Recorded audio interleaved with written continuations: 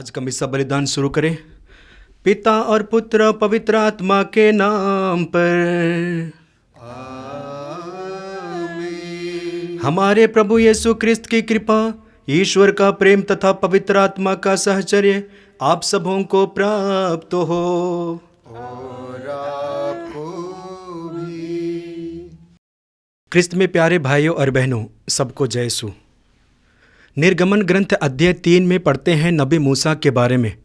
नबी मूसा अपने ससुर की भेड़ चराया करते थे और एक दिन चराते चराते ईश्वर के पर्वत होरेब की ओर जाते हैं। जैसे ही नबी मूसा होरेब पर्वत के करीब पहुंचते हैं, उन्होंने झाड़ी में जलती हुई आग को देखा और उन्होंने सोचा कि जलती हुई झाड़ी के करीब जाकर उनका निरीक्षण किया जाए। और इसी वास्ते नबी मूसा जलती हुई झाड़ी के करीब जाते हैं। लेकिन जैसे ही नबी मूसा जलती हुई आग के पास पहुंचते हैं, ईश्वर ने उनको आवाज़ दी, मूसा मूसा पास मत आओ, अपने पैरों से जूते उतारो, क्योंकि जहाँ पे तुम खड़े हो वह पवित्र भूमि है। जी हाँ, मैं विश्वास करता हूँ जिस मिस्सा बलिदान में हम भाग लेने वाले हैं वो पवित्र मिस्सा बलिदान पवित्र है। इसलिए हर एक विश्वासियों से ईश्वर आह्वान करते हैं कि हम अपने पैरों से जूते उतारें। हमारे जीवन में देखेंगे कितने सारे जूते होंगे और वो पाप रूपी जूते।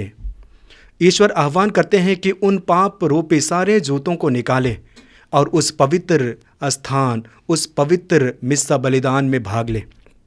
तो आइए हम थोड़ी देर अपने आंखों को बंद करें और हमारे संपूर्ण जीवन को पलट कर देखें, हमारे जीवन के उस हिस्से को देखें, हमारे जीवन के उस अंधकारमय समय को देखें जहाँ पे हम लोग पाप में डूबे हुए थे। ईश्वर का वचन कहता है, रोमियो के पत्र अध्याय 6:23 में हम पढ़ते हैं, पाप का वेतन मृत्यु है, किंतु ईश्वर का वरदान है हमारे प्रभु ईसा मसीह में अनंत जीवन। जी हाँ, जब हम पाप करते हैं हमारे सुंदर जीवन को खोते हैं, हमारे सुंदर जीवन को त्यागते हैं। इसलिए रोमियो के नाम पत्र अध्याय 3 वाक्य 23 में पढ़ते हैं, सबों ने पाप किया और सब ईश्वर की महिमा से वंचित किए गए। जी हाँ, जब हम पाप करते हैं, जब हम पाप रूपी जूते को अपनाते हैं, पहनते हैं, हम ईश्वर की महिमा से वंचित हो जाते हैं। यूहन्ना के पहले पत्र अध्याय 3 वाक्य 4 में पढ़ते हैं, ईश्वर का वचन करता है, जो पाप करता है वह ईश्वर की आज्ञा भंग करता है, क्योंकि पाप तो आज्ञा का उल्लंघन है। तो आइए, जो कुछ भी हम लोगों ने पाप किया है, विचार से, जुबान से, व्यवहार से, कर्तव्य से और कर्म से, उनके प्रति पश्चाताप करें। आइए हम अपने पापों को स्वीकारें, अपने पापों के प्रति पश्चाताप करें और क्षमा याचना का गीत गावें। मुझ पर दया कर प्रभु मेरे, तू करुणा का सागर है। मुझ पर दया कर प्रभु मेरे, तू करुणा का सागर है। पापी हूँ मैं प्रभु, मुक्ति दे दे, पापों को धोकर शुद्ध कर दे। पापी हूँ मैं प्रभु, मुक्ति दे दे, पापों को धोकर शुद्ध कर दे। पापी जीवन से उबारो हे मेरे प्रभु, पापी जीवन से उबारो हे मेरे प्रभु। मुझ पर दया कर प्रभु मेरे, तू करुणा का सागर है। मुझ पर दया कर प्रभु मेरे, तू करुणा का सागर है। सर्वशक्तिमान ईश्वर हम लोगों पर दया करे और हमारे पाप क्षमा कर हमको अनंत जीवन प्रदान करे। आइए हम बड़ी भक्ति के साथ महिमा का गीत गावें।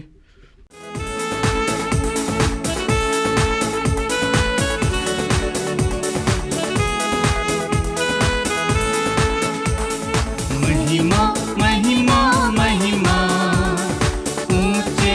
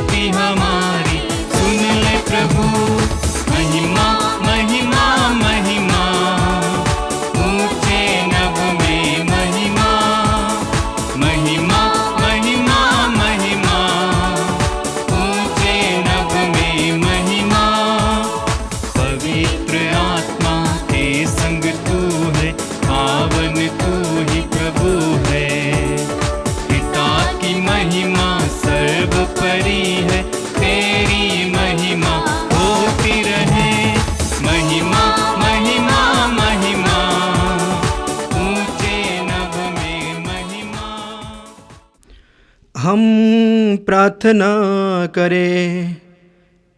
हे प्रभु, अपने भक्तों पर दया दृष्टि डाल और इन पर अपने कृपा दानों की वर्षा कर, जिससे वे विश्वास, भरोसे और प्रेम में निरंतर बढ़ते जाएं और तेरी आज्ञाओं के पालन में सदा जागरूक रहे। हम यह प्रार्थना करते हैं अपने प्रभु और तेरे पुत्र यीशु क्रिस्त के द्वारा, जो ईश्वर होकर तेरे तथा पवित्र आत्मा के साथ युगान युग जीते रहते और राज्य करते हैं। आमीन।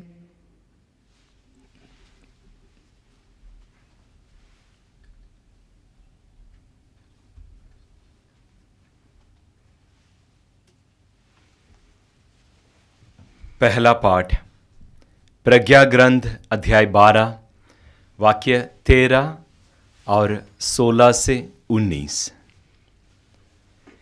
तुझे छोड़कर और कोई ईश्वर नहीं, तू ही समस्त सृष्टि की रक्षा करता है।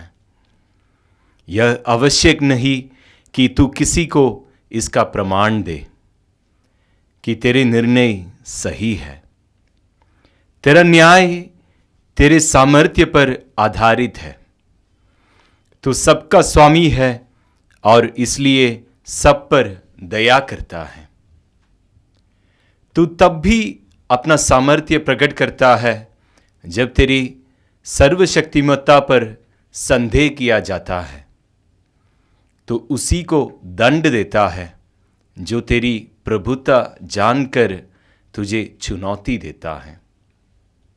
तू शक्तिशाली होते हुए भी उदारतापूर्वक न्याय करता और बड़ी कृपालुता से हम पर शासन करता है, क्योंकि तू इच्छा अनुसार अपना सामर्थ्य दिखा सकता है।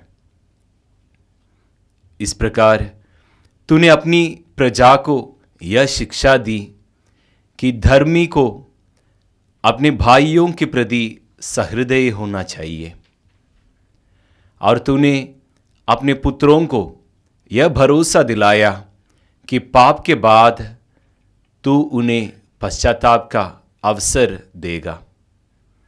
यह प्रभु की वाणी है। ईश्वर को धन्यवाद।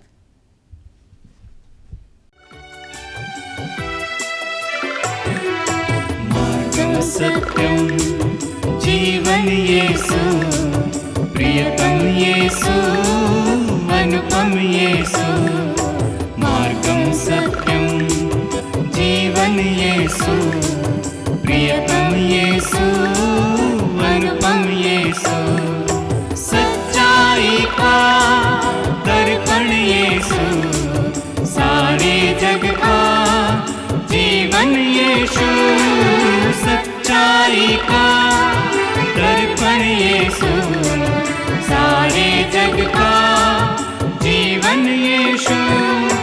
वो अपने भक्तों को मुक्ति देता, शक्ति दाता है वो शक्ति देता। मार्गं सत्यं जीवन येसु, प्रियतम येसु, अनुपम येसु। मार्गं सत्यं जीवन येसु, प्रियतम येसु, अनुपम येसु।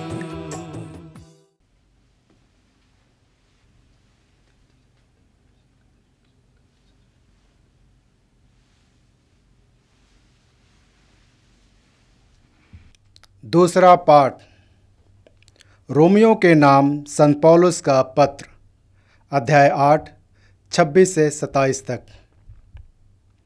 आत्मा हमारी स्पष्ट आहों द्वारा हमारे लिए प्रार्थना करता है। आत्मा हमारी दुर्बलता में हमारी सहायता करता है। हम तो यह नहीं जानते कि हमें कैसे प्रार्थना करनी चाहिए, किंतु हमारी स्पष्ट आहों द्वारा आत्मा स्वयं हमारे लिए विनती करता है। ईश्वर हमारे हृदय का रहस्य जानता है। वह समझता है कि आत्मा क्या करता है, क्योंकि आत्मा ईश्वर की इच्छा अनुसार संतों के लिए विनती करता है। यह प्रभु की वाणी है।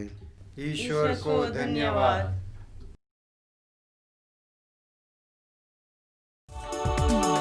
यही दिवस है जिसे बनाया प्रभु ने हाथों से, प्रसन्न मन से खुशी मनाई, नाचे गाए तन मन से। हालेलुया हालेलुया, नाचे गाए तन मन से, खुशी मनाए तन मन से। यही दिवस है जिसे बनाया प्रभु ने अपने हाथों से। Hallelujah hallelujah. प्रभु आप लोगों के साथ हो और आपके साथ भी। संत मत्ती के अनुसार आज का पवित्र सुसमाचार। प्रभु की जय। अध्याय 13 वाक्यांश 24 से 30 तक।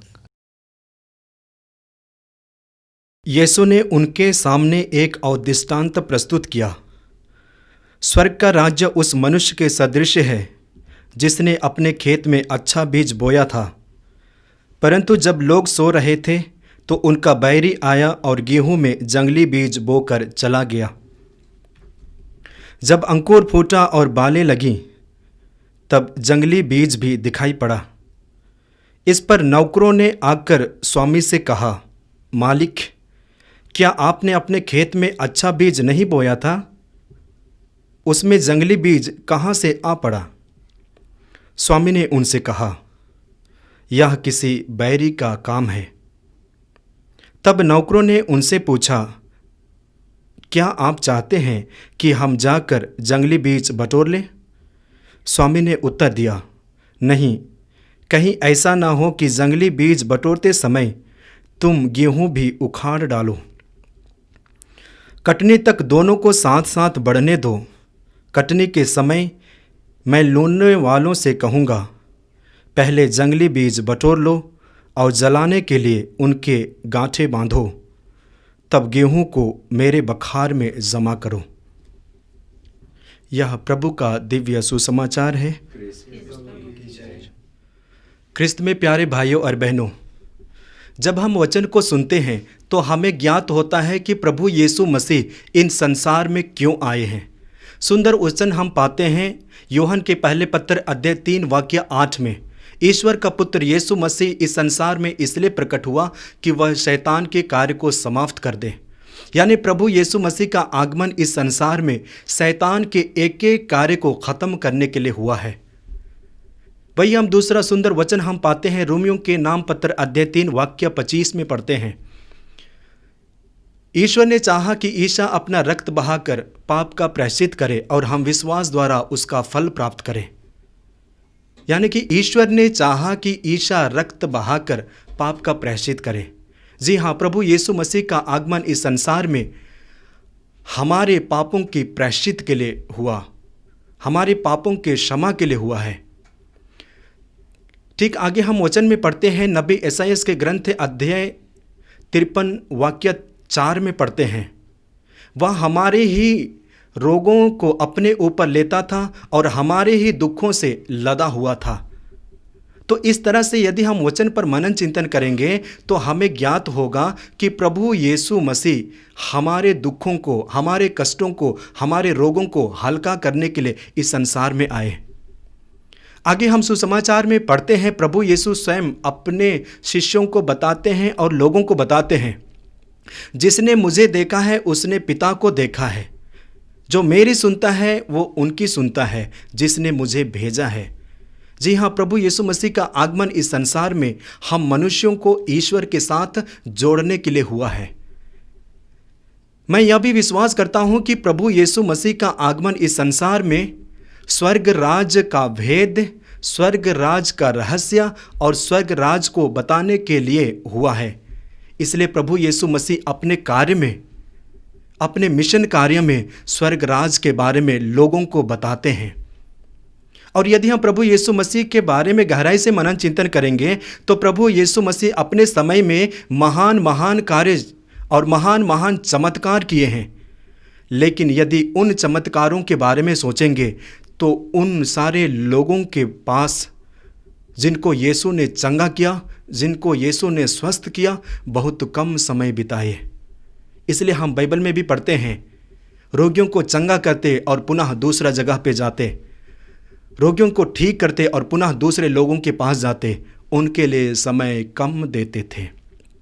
लेकिन जैसे ही प्रभु यीशु मसीह स्वर्ग राज के बारे में बात करते हैं, दृष्टांतों के द्वारा बताते हैं, यीशु मसीह शिष्यों के साथ समय व्यतीत करते हैं। इसलिए हम सुंदर उदाहरण हम पाते हैं मत्ती के सुसमाचार अध्याय 13 में, वाक्य 1 से आगे पढ़ेंगे। किसी दिन प्रभु यीशु मसीह अपने घर से निकलकर समुद्र के किनारे जा बैठते हैं। लोगों ने देखा कि यीशु बैठे हैं और जनता उनके पास आती है, बैठती है, और तब यीशु दृष्टांतों के द्वारा नाना प्रकार के शिक्षा देते हैं। तो इस तरह से हम देखते हैं कि प्रभु यीशु मसीह लोगों के लिए समय देते हैं, और विशेष करके जब स्वर्ग राज के रहस्य बताते वक्त हम विश्वास करते हैं कि जब प्रभु यीशु मसीह ने अपने मिशन कार्य शुरू किए तो पश्चाताप और स्वर्ग राज से शुरू करते हैं। और सुंदर वचन हम पाते हैं मत्ती के सुसमाचार अध्याय 4 वाक्य 17 में। प्रभु यीशु मसीह उपदेश देते गए और उन्होंने कहा, पश्चाताप करो, स्वर्ग का राज निकट है। पश्चाताप करो, स्वर्ग का राज निकट है। और विश्वास कीजिए, वही स्वर्ग का राज जो निकट है इन दिनों और विशेष करके आज वचन के माध्यम से समझाएंगे कि स्वर्ग राज क्या है। आइए हम सुसमाचार में थोड़ी देर मनन चिंतन करते हैं। आज के सुसमाचार में प्रभु यीशु मसीह दृष्टांतों के माध्यम से स्वर्ग राज क्या है जनता को बताना चाहते हैं। और प्रभु यीशु मसीह दृष्टांत के द्वारा स्वर्ग राज का तुलना उस व्यक्ति से करते हैं जो व्यक्ति ने अच्छे बीज अपने खेत में बोकर घर चले गए और रात को उसका बैरी आकर जंगली बीज उसी खेत में बो डाला। यानी कि खेत एक है, बोने वाला 2 और बीज भी 2 प्रकार के हैं। और अंत में जब बीज बढ़ने लगे, अंकुरित होने लगे और बालियां खिलने लगी, तब लोगों को पता चला कि अच्छे बीज के साथ साथ बुरे बीज भी पलने लगे हैं। तब नौकर स्वामी के पास आते हैं और पूछते हैं कि स्वामी, क्या आपने अपने खेत में अच्छा बीज नहीं बोया था? तो फिर जंगली बीज क्यों, कैसे?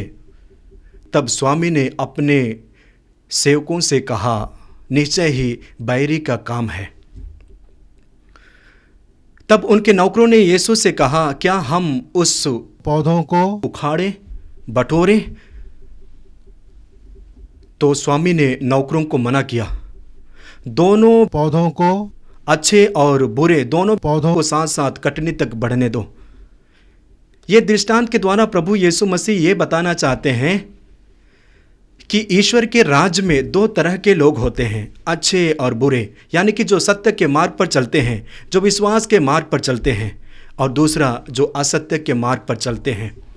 लेकिन प्रभु यीशु मसीह दोनों को साथ साथ बढ़ने देते हैं। इसका अर्थ है दोनों को अवसर देते हैं। अच्छे बीज को अवसर देते हैं ताकि और अच्छा बने, अच्छा फल उत्पन्न करे। ठीक उसी प्रकार बुरे बीज को भी अवसर देते हैं, बुरे लोगों को भी अवसर देते हैं ताकि अच्छे लोगों को देखकर मार्ग बदले, मन बदले और अच्छाई को अपनाएं। हम देखते हैं कलीसिया में भी हम पाएंगे 2 तरह के लोग जो विश्वास करते हैं, सत्य के मार्ग पर चलते हैं और असत्य के मार्ग पर भी। संसार में भी हम देखेंगे 2 तरह के लोग होते हैं, सत्य पर चलने वाले और असत्य पर चलने वाले। ठीक इसी प्रकार यदि हम गहराई से मनन चिंतन करेंगे तो शिष्यों के जीवन में भी हम उसी को पाएंगे। शिष्यों में भी 2 तरह के शिष्य हुए और उनमें से 11 अच्छे लोग निकले और उनमें से एक यूदस जो बुरा निकला, विश्वासघाती बना। प्रभु यीशु को पता था कि यूदस उन्हें पकड़वाने वाले हैं, लेकिन यीशु ने यूदस को नहीं निकाला। यीशु ने यूदस को अलग नहीं किया। यीशु ने यूदस को नहीं हटाया। यीशु ने यूदस को समूह से नहीं निकाला, बल्कि यूदस को अच्छे शिष्यों के साथ, अपने स्वयं के साथ साथ साथ बढ़ने दिया। यह आशा करते हुए, यह दया दिखाते हुए कि जूदस अपना मन परिवर्तन जरूर करेंगे। लेकिन ख्रिस्त में प्यारे भाइयों और बहनों, निर्णय हर एक व्यक्ति पर निर्भर करता है, व्यक्तिगत जीवन में निर्भर करता है, जैसे हम अच्छाई को चुने या बुराई को चुने। यीशु के 11 शिष्यों ने अच्छाई को चुने और उनमें से एक ने जो बुरे मार्ग को चुना, यूदस। ठीक इसी तरह दृष्टांत के द्वारा यीशु बताते हैं कि हर एक मनुष्य को ईश्वर अवसर देते हैं। कहने का क्या अर्थ है? यीशु मसीह इस दृष्टांत के द्वारा विश्वासियों को क्या बताना चाहते हैं? मैं समझता हूं कि प्रभु यीशु मसीह ये बताना चाहते हैं कि ईश्वर के राज्य में, स्वर्ग राज्य में हर एक कोई बराबर है। कोई ऊंचा, कोई नीचा, कोई महत्व, कम महत्व, ऐसे कुछ भावनाएं नहीं रहा। हर एक व्यक्ति ईश्वर के लिए महत्वपूर्ण रहे, हर एक व्यक्ति ईश्वर के दृष्टि में मूल्यवान है और उसी को बताते हैं। लेकिन हम मनुष्यों की प्रवृत्ति क्या है? हम मनुष्यों की प्रवृत्ति है कि हम ऊंचे चीज़ों को, अच्छे चीज़ों को, महत्वपूर्ण चीज़ों को और महंगे चीज़ों को पसंद करते हैं। लेकिन ईश्वर कहते हैं ऐसा ना। और मनुष्यों की प्रवृत्ति क्या है कि छोटे चीज़ों को नकारना, छोटे चीज़ों को तुच्छ समझना।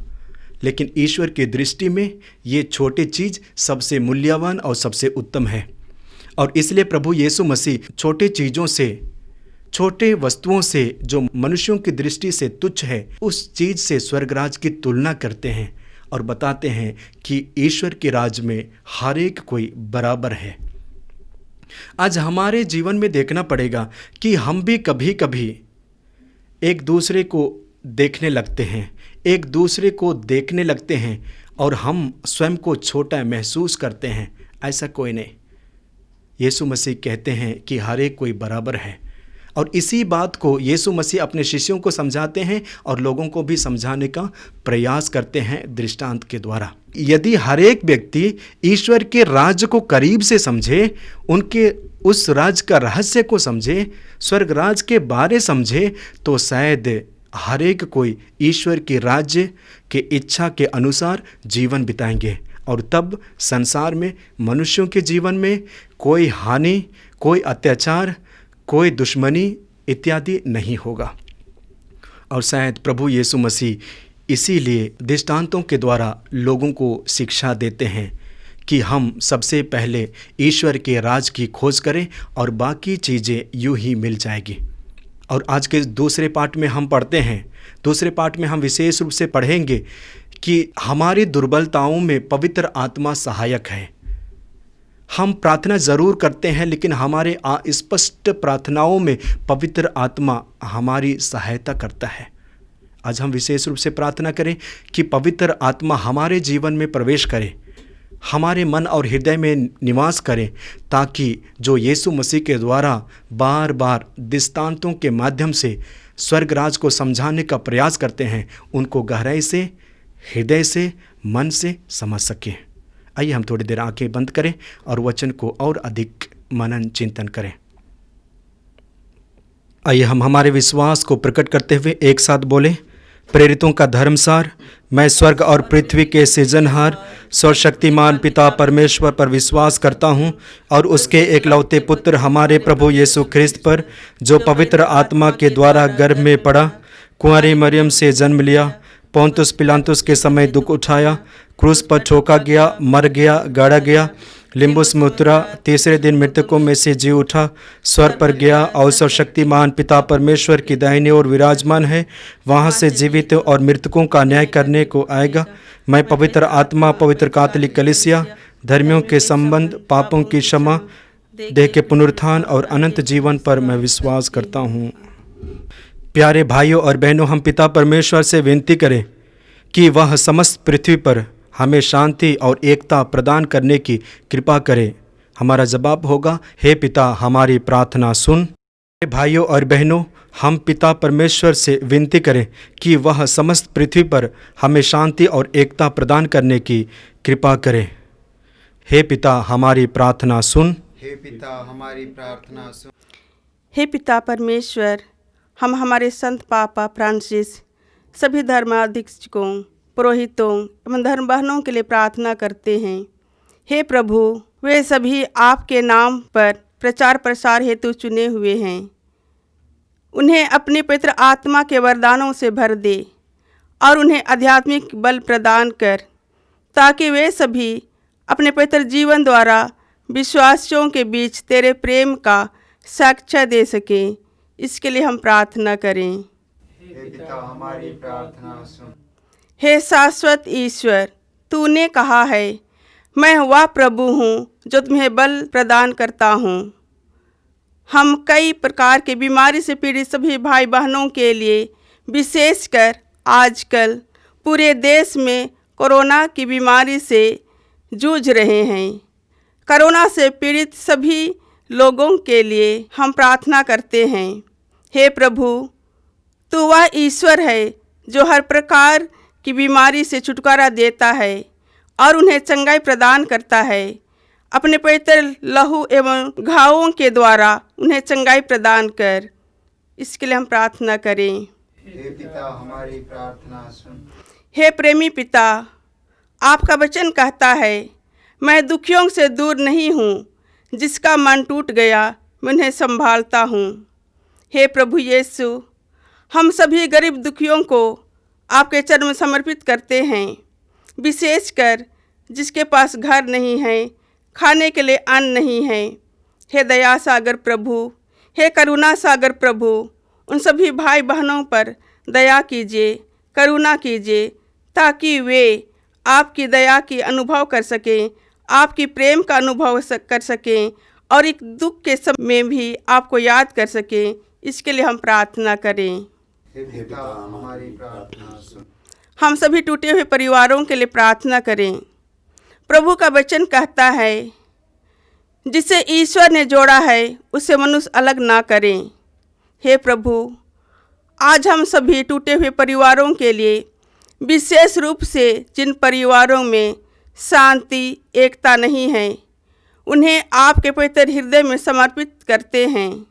हे प्रभु, उन्हें शांति और एकता का वरदान दे, ताकि वे अपने परिवार में एक साथ रह सकें। इसके लिए हम प्रार्थना करें। हे पिता, हमारी प्रार्थना सुन। हे प्रभु यीशु, हम सभी तेरे चरणों में सभी ख्रिस्त भक्ताओं को समर्पित करते हैं, विशेषकर जिनका विश्वास आपके प्रति कमज़ोर हैं, डरे हुए हैं, घबराए हुए हैं। हे प्रभु यीशु, उन्हें बल प्रदान कर, अपने पवित्र आत्मा के द्वारा शक्ति दे, बल दे, अपने पवित्र आत्मा के वरदानों और फलों से भर दे, ताकि उनका कमज़ोर विश्वास आपके प्रति दिन प्रतिदिन बढ़ता जाए। इसके लिए हम प्रार्थना करें। हे पिता, हमारी प्रार्थना सुन। हे ईश्वर, तेरी कृपा से हम पवित्र इच्छा, अच्छे संकल्प और पुण्य कार्य कर सकते हैं। अपने भक्तों को वह शांति प्रदान कर जिसे संसार नहीं दे सकता। उसे प्राप्त कर हम सारे हृदय से तेरी आज्ञाएं पूरी करते रहें और शत्रुओं के भय से मुक्त होकर तेरी रक्षा में शांतिपूर्वक जीवन बिता सके। हमारे प्रभु क्रिस्त के द्वारा आमीन। मेरे यीशु में आया, चरणों में भेंट लाया, संपूर्ण जीवन तुझको समर्पण, खुद को चढ़ाने में आया।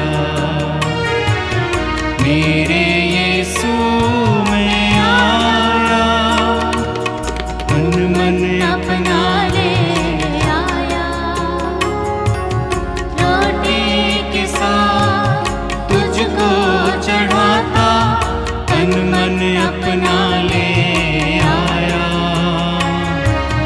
रोटी के साथ तुझको चढ़ाता, आशीष तेरी बरसा प्रभु, आशीष तेरी बरसा प्रभु, जीवन तुझको समर्पण, खुद को चढ़ाने में आया। मेरे यीशु में आया। भाई और बहनों, प्रार्थना कीजिए कि सर्वशक्तिमान पिता ईश्वर मेरा और आप लोगों का यह बलिदान ग्रहण करें। प्रभु अपने नाम की स्तुति तथा महिमा के लिए और हमारे तथा अपने समस्त पवित्र कलीसिया के लाभ के लिए आपके हाथों से ये बलिदान ग्रहण करें। हम प्रार्थना करें। हे पूज्य पिता, पुराने विधान के सभी बलिदान क्रूस के सर्वोत्तम बलिदान द्वारा अपनी पूर्णता तक पहुंच गए हैं। अपने भक्तों के हाथ से ये उपहार ग्रहण करने की कृपा कर। जैसे हाबिल की भेंट पर तूने आशीष दी, वैसे ही इन पर भी अपनी आशीष दे। यहाँ उपस्थित प्रत्येक व्यक्ति ने तेरी महिमा के लिए जो भेंट चढ़ाई है वह सबके लिए मुक्तिप्रद हो। यह वर दे हमारे प्रभु क्रिस्त के द्वारा। आमीन। प्रभु आप लोगों के साथ हो और आपके साथ भी। प्रभु में मन लगाए, हम प्रभु में मन लगाए हुए हैं। हम अपने प्रभु परमेश्वर को धन्यवाद दे। या उचित और आवश्यक है। हे पूज्य पिता, यह परम उचित है, हमारा कर्तव्य तथा कल्याण है कि हम सदा और सर्वत्र अपने प्रभु क्रिस्त के द्वारा तुझे धन्यवाद दें। इन्होंने मानव जन्म लेकर पापी मनुष्य का नव निर्माण किया, अपने दुख भोग से हमारे पाप मिटा दिए, अपने पुनरुत्थान से हमें अनंत जीवन में प्रवेश करने की कृपा दी और अपने स्वर्गारोहण से हमारे लिए स्वर्ग के द्वार खोल दिए।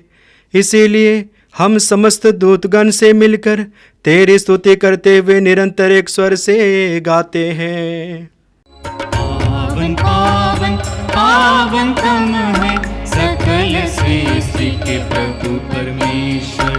पावन पावन पावन तुम है सकल सृष्टि के प्रभु परमेश्वर। तेरी ही महिमा गरिमा से परिपूरित है अवनी अंबर। तेरी ही महिमा गरिमा से परिपूरित है अवनी अंबर। तेरे ही जय जयकारों से पूजित है सर्वोच्च गण। पावन पावन पावन तुम है सकल सृष्टि के। पावन पावन पावन तुम है सकल सृष्टि के प्रभु परमेश्वर। जो प्रभु के सुनाम पर आते परम धन्य वह सब हर्षाते। जो प्रभु के सुनाम पर आते परम धन्य वह सब हर्षाते। प्रभु के ही जय जयकारों से पूजित है सर्वोच्च गगन। पावन पावन पावन तुम है सकल सृष्टि के प्रभु परमेश्वर। पावन पावन पावन तुम है सकल सृष्टि के प्रभु परमेश्वर। हे परमपिता, तू वास्तव में पवित्र है, सारी पवित्रता का स्रोत है। हम तो से निवेदन करते हैं, तू यह उपहार अपनी आत्मा के संस्पर्श से पवित्र कर दे कि यह हमारे प्रभु यीशु क्रिस्त का शरीर तथा रक्त बन जाए। जिस रात को यीशु स्वेच्छा से मृत्यु के लिए सौंपे गए, उन्होंने रोटी ली, तुझे धन्यवाद दिया और रोटी तोड़कर उसे अपने शिष्यों को देते हुए कहा, तुम सब इसे लो और खाओ, यह मेरा शरीर है जो तुम्हारे लिए बलि चढ़ाया जाएगा।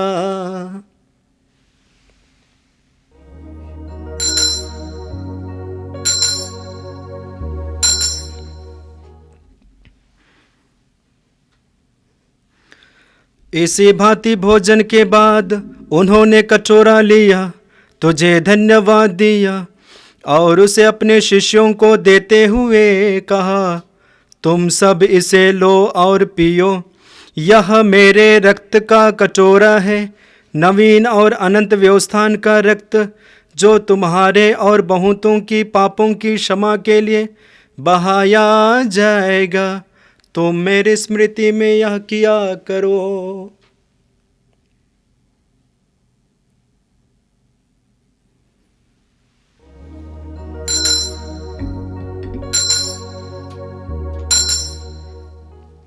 यह है हमारे विश्वास का रहस्य। ख्रिस्त प्रभु मर गए, ख्रिस्त प्रभु जी उठे, ख्रिस्त प्रभु महिमा के साथ फिर आएंगे। हे परमपिता, या आज्ञा मानकर हम अपने प्रभु के मृत्यु और पुनरुत्थान की स्मृति में तुझे जीवन की रोटी और मुक्ति का कटोरा चढ़ाते हैं। हम तुझे धन्यवाद देते हैं कि तूने हमें अपने सम्मुख उपस्थित होने और अपनी सेवा करने का सौभाग्य प्रदान किया है। हमारा नव निवेदन है कि हम सब जो ख्रिस्त का शरीर तथा रक्त ग्रहण करते हैं, पवित्र आत्मा के द्वारा एकता के सूत्र में बंधे रहें।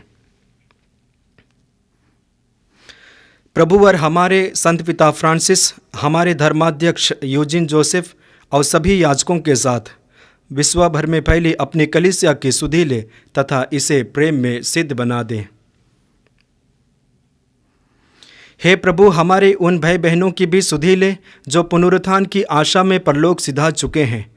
उन्हें और सभी मृतकों को अपने पुण्य दर्शन का सौभाग्य प्रदान कर हम सब पर दया दृष्टि डाल कि हम भी अनंत जीवन के सहभागी बने और ईश्वर की माता धन्य कुंवारी मरियम, उनके सुधवर संत योसेफ, प्रेरितगण और सब संतों के साथ जो युग युग में तेरे विश्वस्त सेवक सेविकाएं बने रहे, तेरा स्तुति गान कर सके, तेरे पुत्र यीशु क्रिस्त के द्वारा।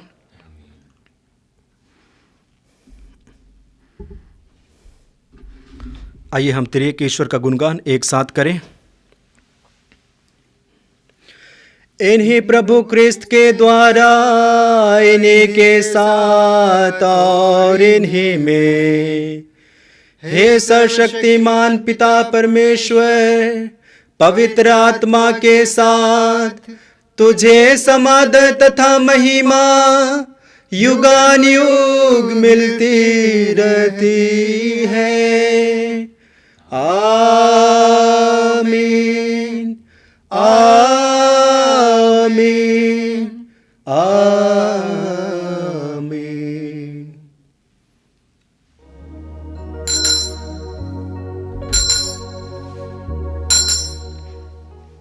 आइए हम प्रभु यीशु मसीह के द्वारा सुंदर सा सिखाई गई प्रार्थना को एक साथ बोले। हे हमारे पिता जो स्वर्ग में है, तेरा नाम पवित्र माना जावे, तेरा राज्य आवे, तेरी इच्छा जैसे स्वर्ग में है वैसे इस पृथ्वी पर भी पूरी हो।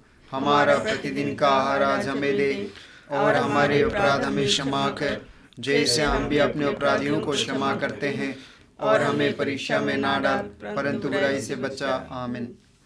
हे प्रभु, हम तुझसे प्रार्थना करते हैं, सभी बुराइयों से हमें बचा और इस जीवन में हमें कृपा पूर्वक शांति प्रदान कर। हम तेरी दया से सदा पाप से दूर और हर विपत्ति से सुरक्षित रहें और उस दिन की प्रतीक्षा करते रहें जब हमारे मुक्तिदाता यीशु ख्रिस्त फिर प्रकट होकर हमारी मंगलमय आशा पूरी करेंगे। क्योंकि तेरा राज्य, तेरा सामर्थ्य और तेरी महिमा अनंत काल तक बनी रहती है।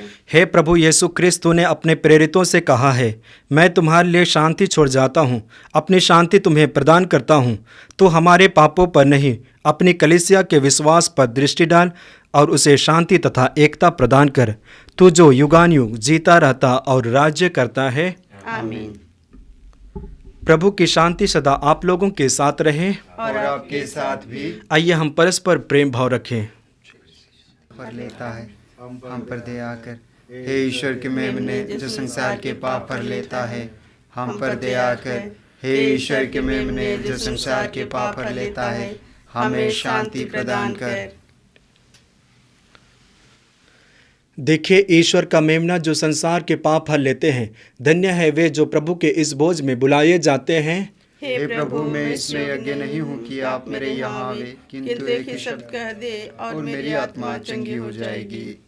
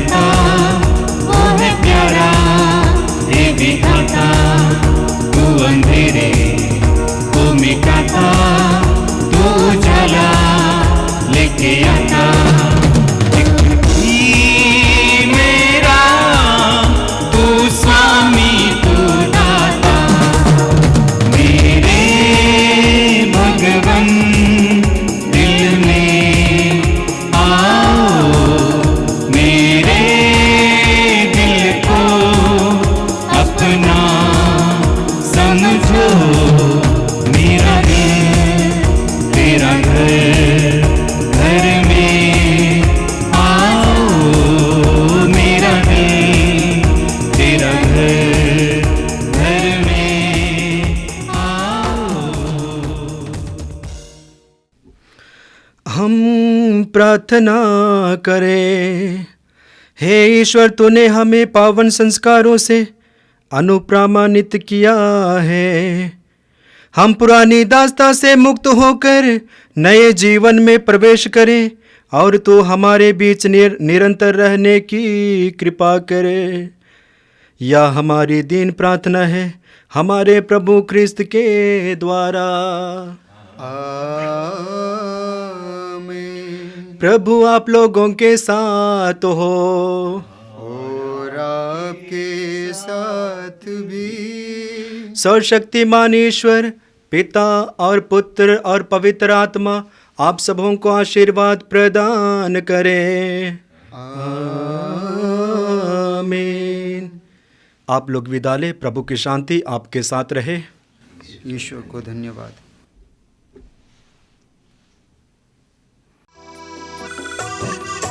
गाता प्रभु तेरा आभार, मन मेरा शत शत बार।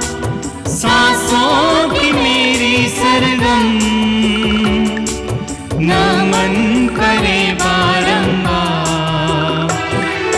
गाता प्रभु तेरा आभार, बागों के फूलों से आकाश के पंछियों से ज्यादा प्यार तूने दिया। प्रभु सृष्टि की शोभा से तारों की आभा से मुझको ही तूने सजाया।